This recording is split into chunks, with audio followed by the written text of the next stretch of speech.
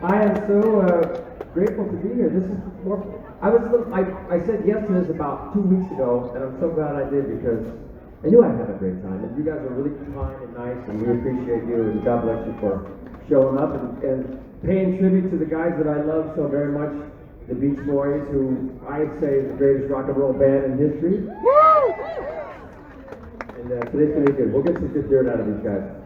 Will you please welcome Bruce Johnston?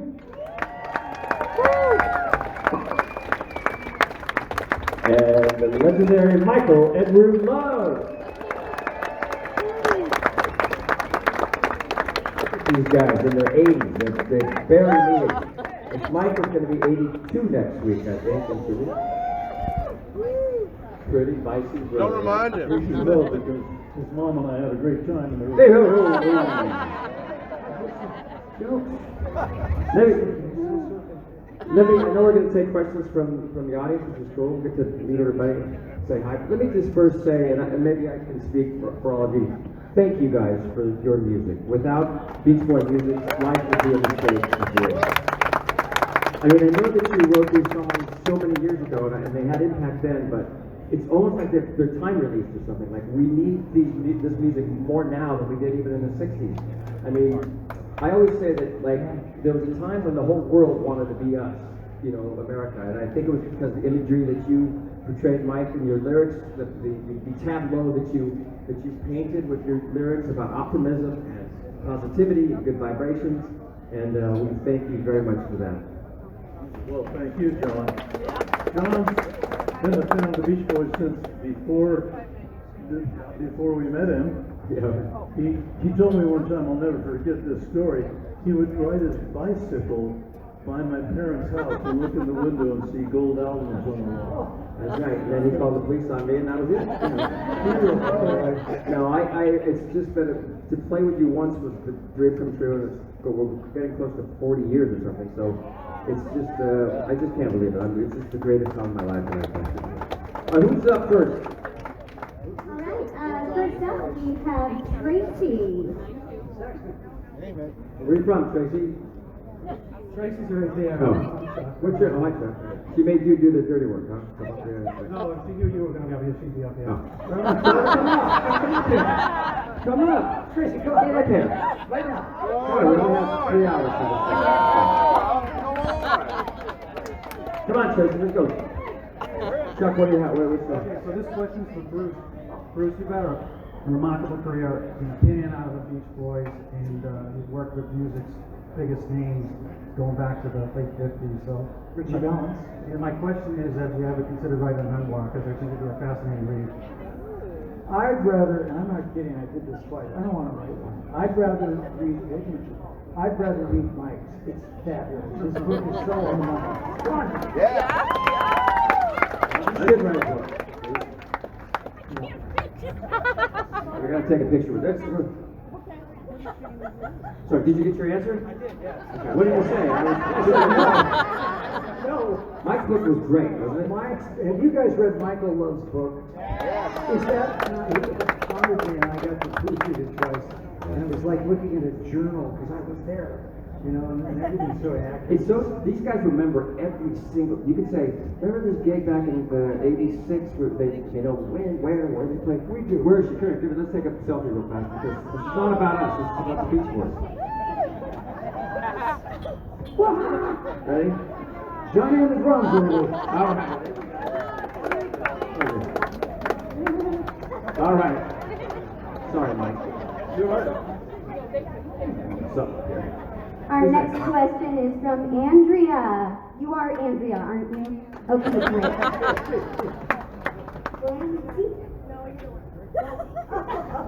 Hi. So my question is, how do you each keep your mental health in check while on tour? Non-pharmaceutical strategies.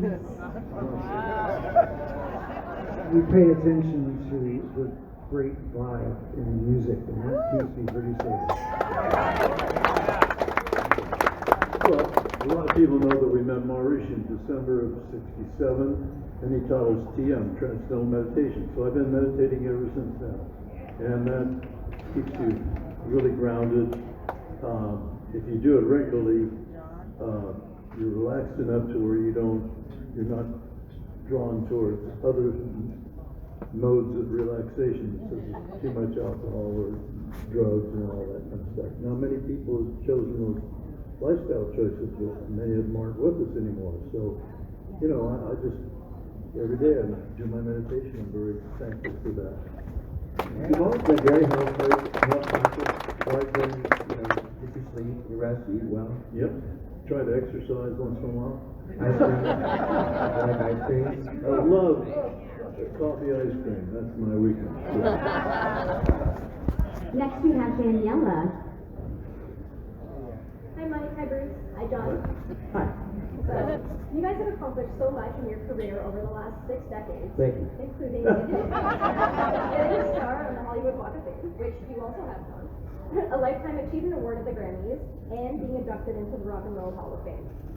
So what do you personally consider to be the highlight of your career? For me, recording on songs that Mike and Brian wrote. Thank you. Musically speaking, I think Kokomo is a fantastic song. That's #1. It was actually #1 for 8 weeks in Australia. That's a long time. But anyway, Good Vibrations though, coming up with all the lyrics to Good Vibrations plus the I'm picking up Good Vibrations, which paraphrased the bass part.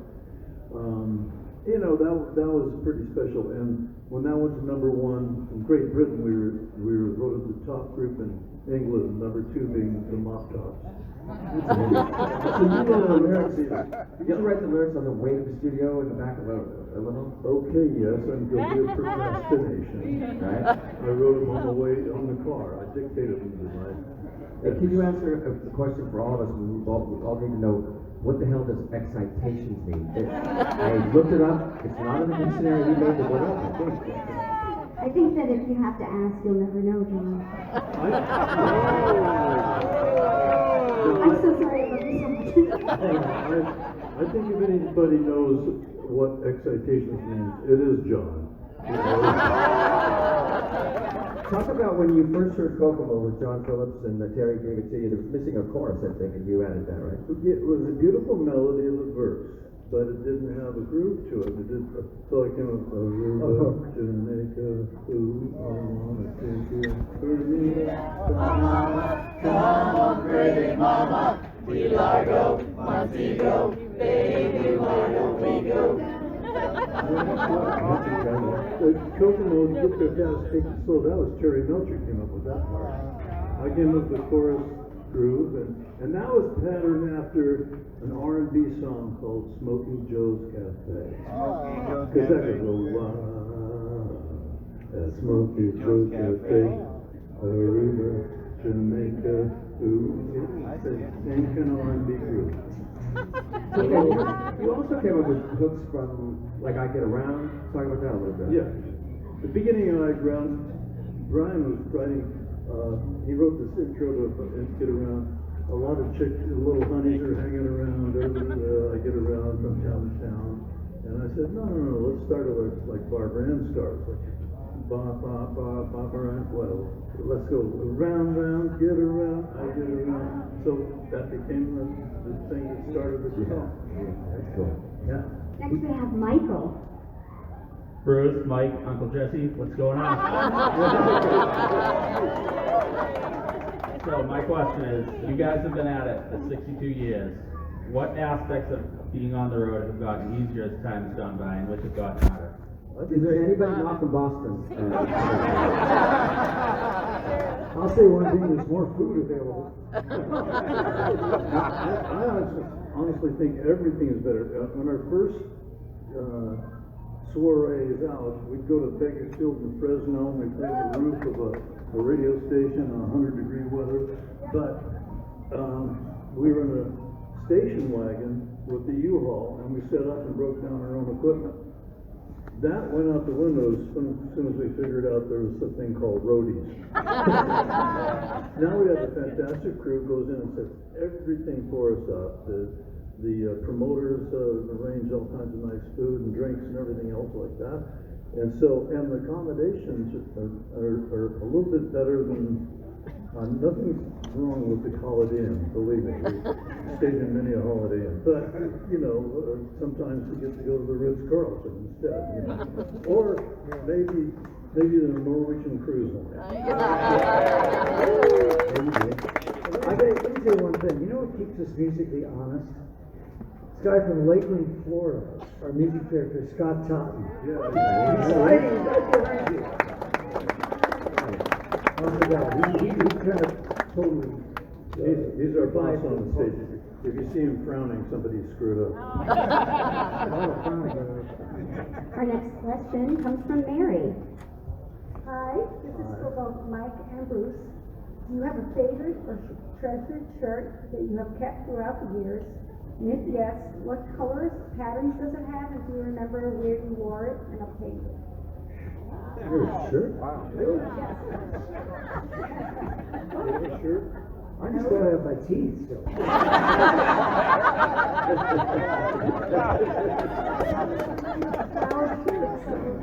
We have one next special year.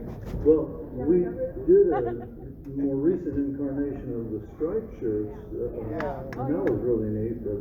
There's a shirt maker called Robert Graham who we really like those shirts that he has made. And I have maybe 100 of them. But so it's hard to say favorite, but I think that blue and white stripe deal that we redid years later, maybe 50 years after the first set that we picked up from the Kingston Trio who left them at the dry cleaners. I saw those shirts for sale in the store, and I looked at the price and I thought, God, that's what I used to pay monthly for rent. Also, the Pendleton Mills. The Pendletons were a favorite thing. Yeah. We have some old Pendletons in the closet. Do you still have the turban? That's what I want. Famous turban that you wore. No, I converted from that really. Our next question comes from Sonia.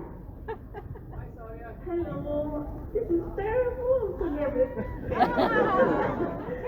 My question is for Michael. Years ago, some reporters asked you when you were going to retire. You answer, retire for what? Do you still feel the same way about sharing the joy of your music? Yes, when you see the audience response to our music, that is an amazing thing. To think that 6 decades after you started, people are still enjoying your music, and their children and their grandchildren are enjoying it too. So, did you have any idea when you were writing these songs and recording the songs that you'd be talking about them 60 years later? No, not at all. I didn't hear you talking. No, it's great. As long as you have your help and you're able to reach the notes or play the notes on whatever instrument that's called for, I think you're blessed if you can do that for a lifetime, which is what we've been doing and still continue to do. It's such a trip for me though to see the power that your music has today. I mean, and I see him. He's very emotional in his later years. I mean, he'll start crying. You know, he really does because it just means so much to him that you guys love the music and that means so much to you. And he'll go anywhere. Well, and also I don't have to look for a real job. Our next question comes from James. Hi, it's such an honor to be here. I've been a Beach Boys fan since the 7th grade. Good. And what did you do for the first 6?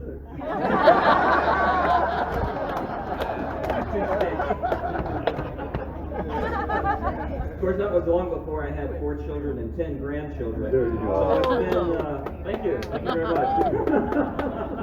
You must not have cable. We had a lot of good music, I'll tell you that. Anyway, I've always lived by the motto, if you want to be in a guaranteed good mood, listen to Beach Boys music. Is that right? Yeah. So my question is this. Is there any type of music that puts you in a good mood? Please don't say Beatles. The Beatles. The Beatles are so fabulous. I'm not kidding. What's wrong with the Temptations? Now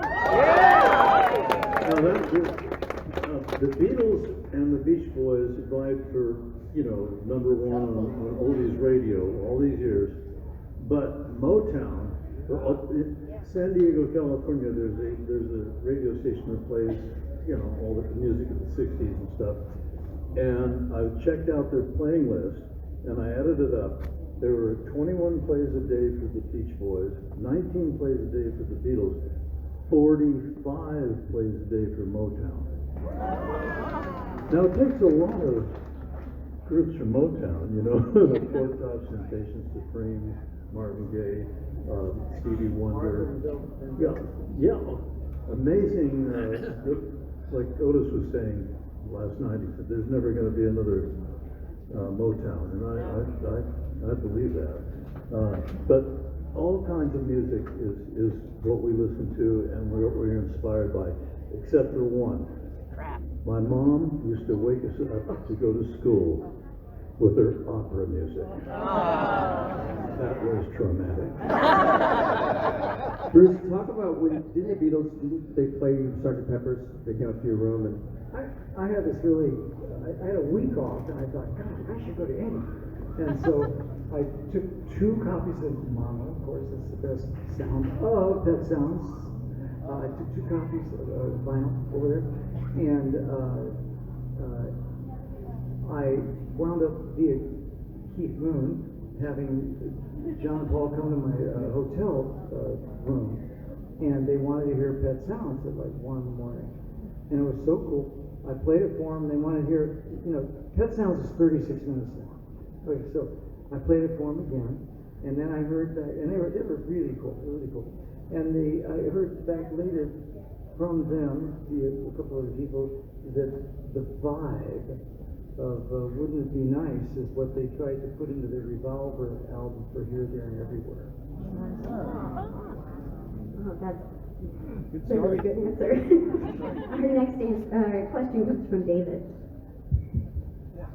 Yeah, I was wondering, some of your songs have alternate versions. I'm thinking of songs like Help Me Rhonda, Don't Back Down, and Little Honda.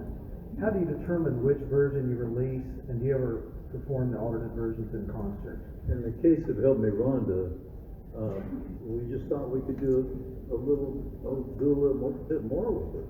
So we added some little things here and there, vocally. Mike, you're a Jew-Mark guy. You put in bow. Was that after you recorded and put it out, then you went back and did more to it? The Beach Boys Today album.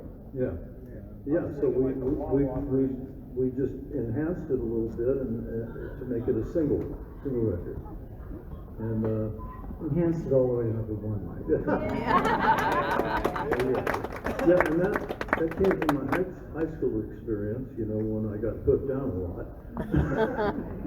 Well, since she put me down, I've been out doing in my head.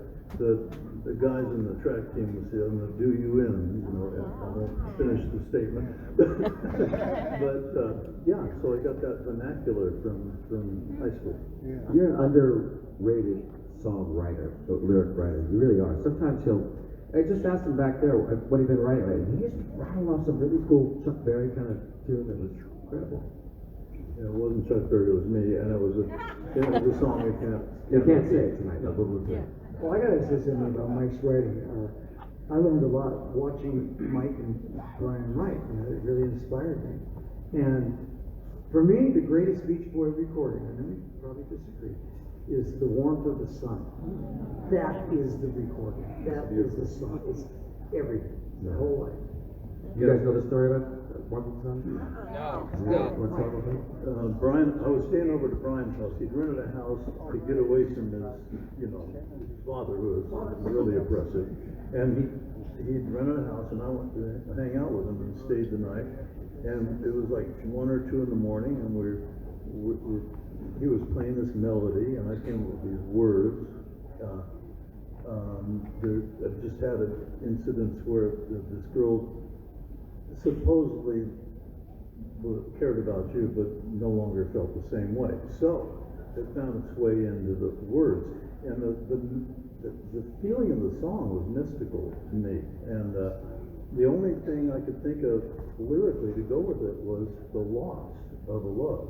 And so, funny enough, in the morning after finishing up, What you're forgetting about What? the thing that kind of lifted you back up off the ground is it's still Yeah. that was, you know. Yeah, still having, you may have lost in love, but at least you had the feeling of that exhilaration at one time. And that was the warmth of the sun. But you have to say, but still I've got the warmth of the sun, and it's so wonderful. Yeah. So it was a nice analogy. But anyway, we got up in the morning, we were wakened to the news that President Kennedy had been assassinated, well, shot, taken to the hospital in Dallas, right? So we know what happened there.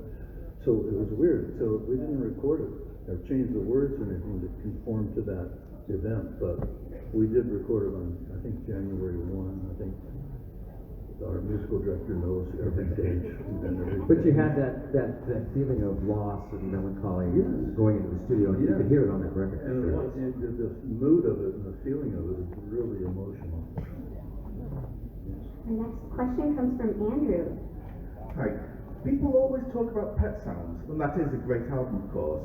But you've released 29 studio albums in your career. Which of the less well-known albums, like Smiley Smile or Carl and the Passions or Summer in Paradise, is your favourite and why? I forgot Sunflower. Yeah. I thought you might say that one. I thought you might say that one, Bruce. Yeah. Well, you know, everybody, there was so much hope for Smile, Smile, Smile.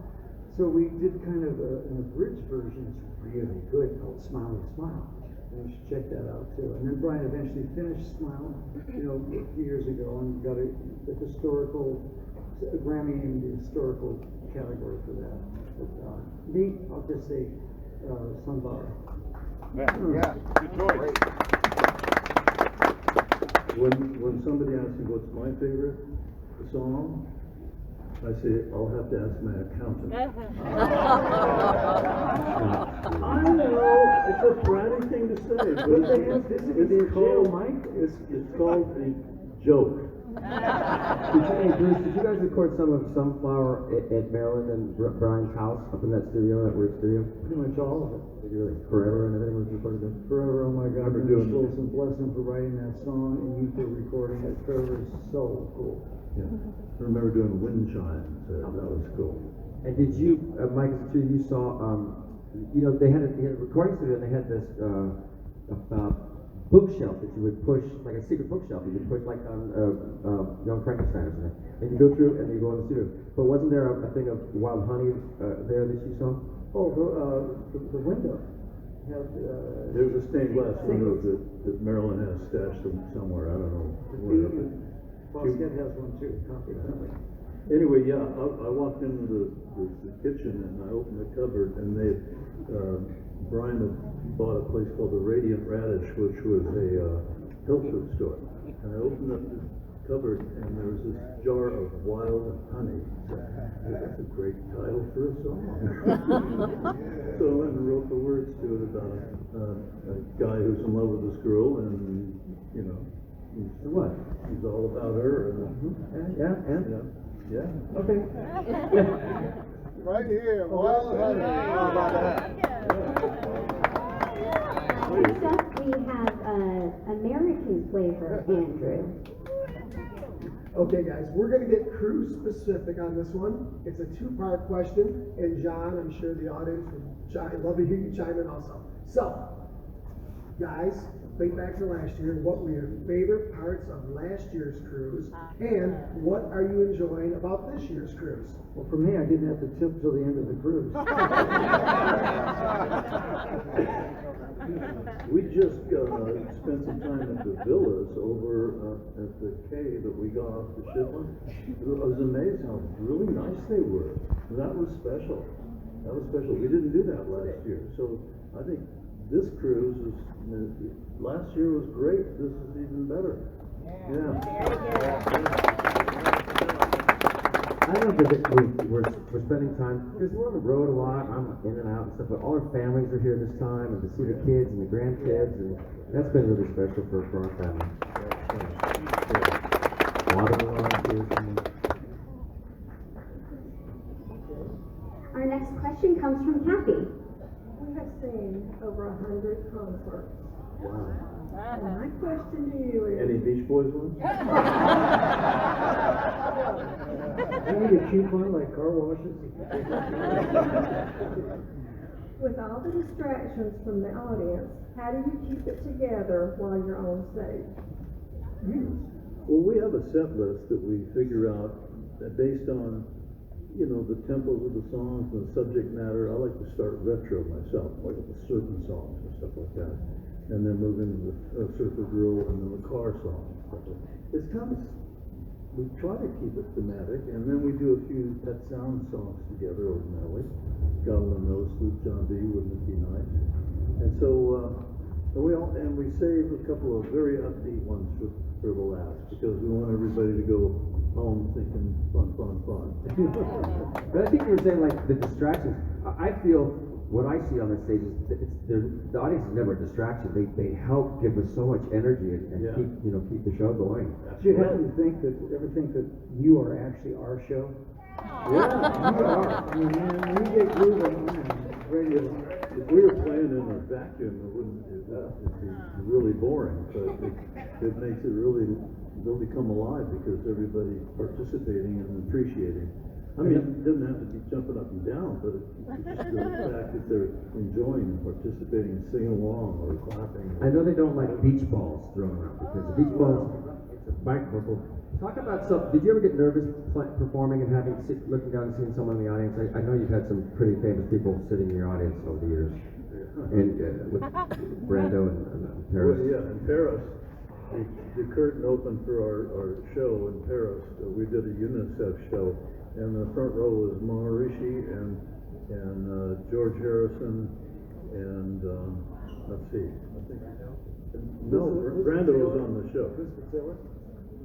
Elizabeth Taylor and Richard Burton and Marlon Brando were all on the show, but I'm talking about the front row. It was Maharishi and George Harrison, and I think it was John Lennon. Did that make you nervous? Not nervous. I was saying that's a hell of a first row.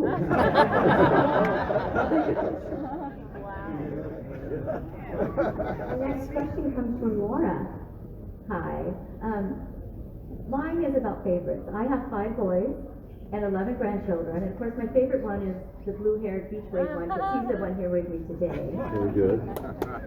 And so my question along that line is like, how do you pick? I see you guys tour all over the world with John. I see you with Mark. Do they ever come together on a tour?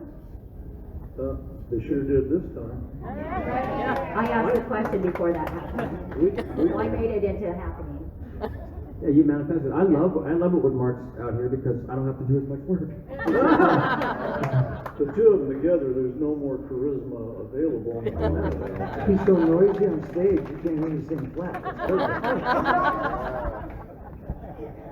I just have to tell you, John, that the moment you became Blackie on General Hospital, I adopted you as that 6th son. That was a long time ago. Thank you very much. Our next question and last question is from Ricky. Hi guys. My question is to both Mike and Bruce. Do you play golf? And if so, what's your handicap? Me? What? And what what golf course do you find the most challenging? My handicap is being a really shitty golfer. That's my handicap. And I'll tell you, the last time I remember playing golf, I went with my 2 sons-in-laws, who both happen to be Italian, and they bought dozens and dozens of golf balls, and we lost them all at one of the golf courses at Pebble Beach. I grew up on a golf course in Santa Monica, and what I didn't like was my dad was missing on the weekends. So I never got into it. I'm a water guy, I sail, and I still surf, and Mike and I are on the advisory board of a foundation called the Surfrider Foundation. We've gone from in '84, $4,000 and about 2 members to 1 million members of this nonprofit place for technology and the My dad was a golfer. He was a great golfer, and I wanted to spend more time with my dad. So I'm going to take some lessons. I took some lessons. I went out with him one time, and I got up and I sliced the ball, and it flew past this 98-year-old woman's temple. I right there. And I said, put the golf clubs away, get the hell, stop. And I almost killed one. I would have, especially on saying, did he kill a woman golfing? So I did never go again after that. What is your favorite song to sing at night, guys? I like California Girls. I truly love California Girls. That's one of the early songs I recorded during the band. And That was the first song Bruce recorded with I me. watched Mike. We're in the studio, and I've been in the band at least 4 minutes. And it's kind of like the time we were in Hawaii, and Carl and I are just standing around, in Waikiki at the Hilton Hawaiian Villas, and this lady comes up to me, "Are you guys Beach Boys?" I said, "Why? Yes, we are. Who'd you get us 2 umbrellas?" That's a true story. So I'm at the studio. I've already worked for a record company and a couple of hits. So I kind of coming into the Beach Boy atmosphere, Brian said, "Hey, Mike, I need some words for the song. You're working on cutting a track." So I watched Mike like a runaway fax machine, ripping pages of a legal tablet off, writing the words to California Girls in the hallway of Western Recording. Pretty impressive. That's my favorite song to play on stage. That's a darn good one, but there's so many, it's like, how do you choose your favorite? Because I always say there's different moods. In my room, Surfer Girl, The Warmth of the Sun, those are a mood, right? That's more of a melancholy or serious mood. And then there's fun, and I Get Around, and Surfing USA, that's way up. And then there's Good Vibrations and Kokomo. So they're all different moods and all different personalities, and they're all great. We have a new favorite song. It's an old song, Here Comes the Sun by George Harrison. Right. Well, Scotty came up with the most amazing killer arrangement, and it's Mike's solo. Now we're singing it. You should hear this new version of Here Comes the Sun. Maybe we'll do it on our next performance. Did you guys happen to see that they did a scientific study? Good Vibrations was the happiest song ever. That was Sheffield, England. Right. Was a psychiatrist or psychologist or somebody tested hundreds of songs, and Good Vibrations is the #1 song for making people feel good. That wasn't a term, by the way, back then. I know that Audrey Wilson talked about the vibrations of the dog, but you came up with putting good and vibrations together. And Yes. why didn't you trademark that? Yes, I'm picking up Good Vibrations. She's giving me excitation. Yeah, I came up with that excitation. But Good Vibrations you put together too, those 2 words, Yeah, right? right, exactly. Bruce just wrote a song on, Bruce and Christian Love wrote a song on the Weeknd's new album, which is a big, huge deal for them. Yeah, about this. So Christian Love, did you hear him sing God Only Knows? Oh my God, unbelievable voice, and it's all in the family, man. I mean, the Love family, they got it. Anyway, so while we were kind of laying low with COVID, I had met a guy